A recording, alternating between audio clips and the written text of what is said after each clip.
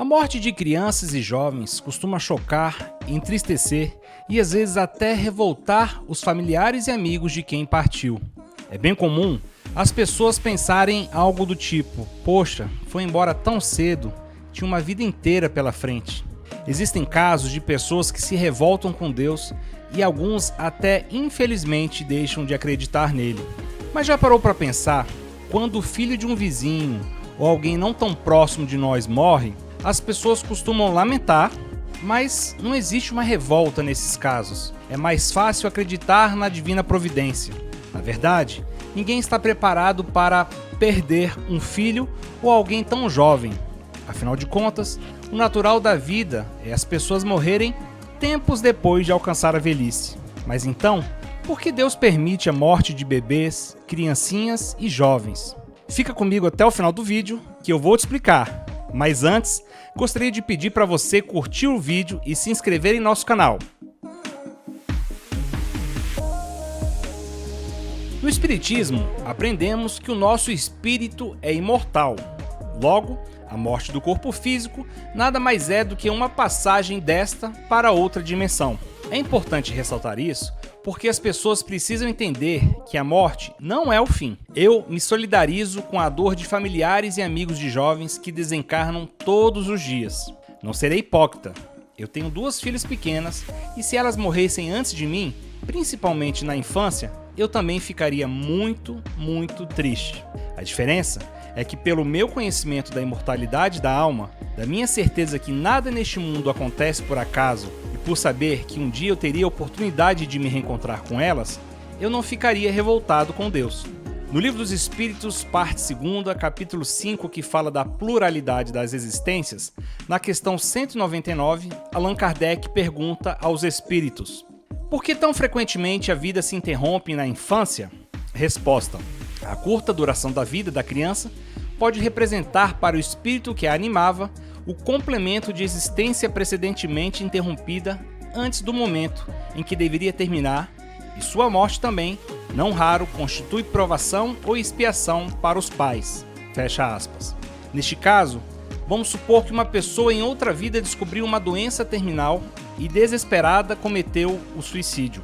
Porém, segundo o plano reencarnatório dessa pessoa, ela deveria passar pela provação da doença e viver mais 5 anos. Numa próxima encarnação, o espírito nasce para completar esses 5 anos que restaram e acaba desencarnando em seguida. Este exemplo é uma dentre várias explicações do Espiritismo para o desencarne de jovens e crianças. Uma coisa que precisamos entender é que a nossa verdadeira vida é do lado de lá, no plano espiritual. Aqui na Terra, estamos vivendo uma experiência na carne para repararmos os nossos erros do passado e seguirmos adiante no longo caminho que temos pela frente em busca da nossa evolução. O planeta Terra é considerado na espiritualidade como um mundo de provas e expiações, onde ainda há mais pessoas más do que boas. É como se vivêssemos numa espécie de prisão. Inclusive, uma comparação sobre a morte que podemos fazer é como se todos nós encarnados estivéssemos na prisão e à medida que a pena de cada um é cumprida, a pessoa desencarna, ou seja, fica livre e pode enfim retornar ao nosso verdadeiro lar no plano espiritual. É um pouco difícil de entender, mas uma mãe que se revolta com a morte de um filhinho é como se o filho tivesse cometido um delito pequeno e, consequentemente, tivesse uma sentença de prisão curta. Após o cumprimento dessa pena, o filho é solto, ou seja, desencarna. Nesse caso, a revolta dessa mãe é como se ela não aceitasse a soltura do filho e desejasse que o mesmo tivesse continuado preso com ela na cadeia.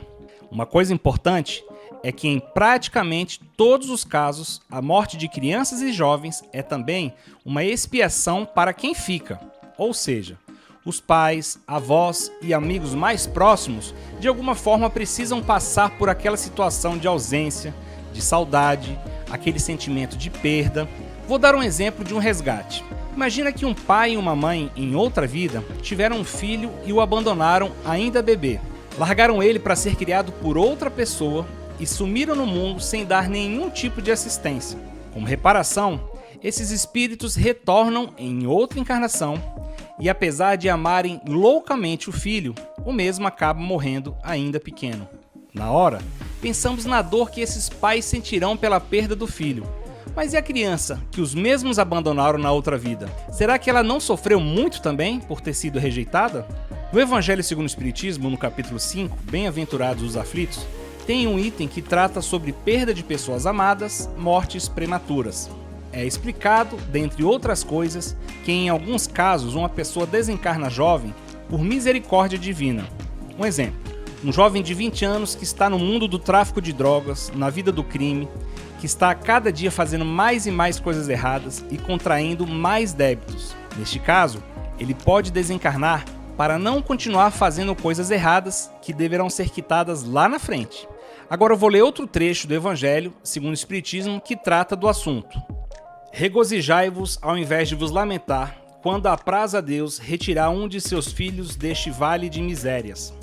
Não há egoísmo em desejar que ele aí permanecesse para sofrer convosco?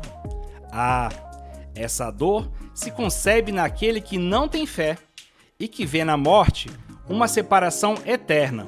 Mas vós, espíritas, sabeis que a alma vive melhor desembaraçada do seu envoltório corporal. Mães, sabeis que vossos filhos bem-amados estão perto de vós. Sim, bem perto. Seus corpos fluídicos vos cercam. Seus pensamentos vos protegem. Vossa lembrança os embriaga de alegria. Mas também vossas dores demasiadas os afligem, porque elas denotam uma falta de fé e são uma revolta contra a vontade de Deus. Vós que compreendeis a vida espiritual, escutai as pulsações de vosso coração, chamando esses entes bem-amados. E se pedirdes a Deus para os abençoar, sentireis em vós essas poderosas consolações que secam as lágrimas, essas aspirações maravilhosas que vos mostrarão o futuro prometido pelo soberano Senhor. Sanson, antigo membro da Sociedade Espírita de Paris, 1863. Mas agora me conta aí, você gostou? Ficou alguma dúvida? Se tiver, escreve aqui abaixo nos comentários ou mande um e-mail para entreduasdimensões@gmail.com. E se o assunto fez sentido para você, eu peço humildemente que você curta o vídeo, compartilhe com seus amigos e familiares, se inscreva em nosso canal e acione o sininho para ser notificado sempre que houver um vídeo novo. Dessa forma, mais pessoas terão acesso a este conteúdo e com a sua ajuda, o nosso canal poderá crescer cada dia mais. Nos vemos nos próximos vídeos. Até lá, tchau!